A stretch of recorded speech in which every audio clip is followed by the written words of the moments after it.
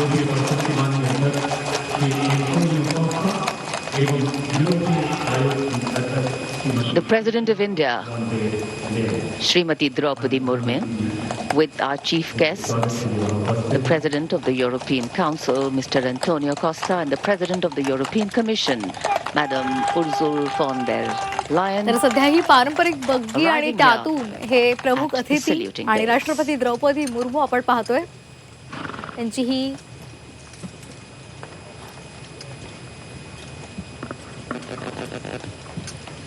राष्ट्रपती द्रौपदी मुर्मू युरोपीय परिषदेचे अध्यक्ष आणि युरोपीय आयोगाच्या अध्यक्षा पारंपरिक बग्गीमधून त्यांचं आगमन झालेलं आहे.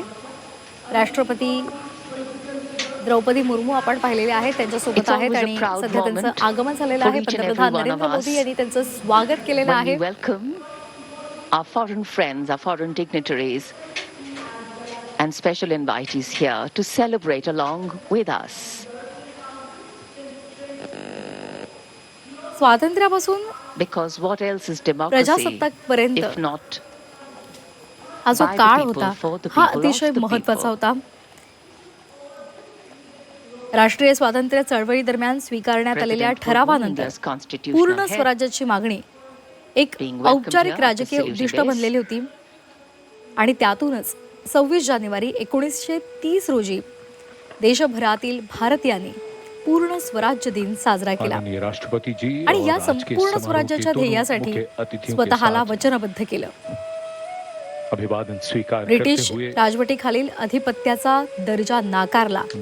ही घोषणा आणि देशव्यापी पाळणं स्वातंत्र्य चळवळीतला एक निर्णायक बदल घडवून आणत होतं. युरोप और भारत आणि या सगळ्यामधूनच एक महत्वपूर्ण संविधान सभेचं काम सुरू झालं. परिवेश में भविष्य की ओर यासाठी अनेक पहल मान्यवरांनी अनेक महान नेत्यांनी परिश्रम घेतले. सन 1950 को सुबह 10:30 बजे भारताच्या संविधान सभेची पहिली बैठक 9 डिसेंबर 1946 रोजी संसद भवनाच्या संविधान सभागृहात झाली आणि याच घटनेनं भारताच्या संविधान निर्मिती प्रक्रियेची औपचारिक सुरुवात केली. स्वतंत्र भारतासाठी संविधान तयार करण्याची जबाबदारी ही सोपवण्यात आल्यामुळे या ऐतिहासिक कार्यासाठी विधानसभेनं 2 वर्ष 11 महिने आणि 17 दिवस काम केलं.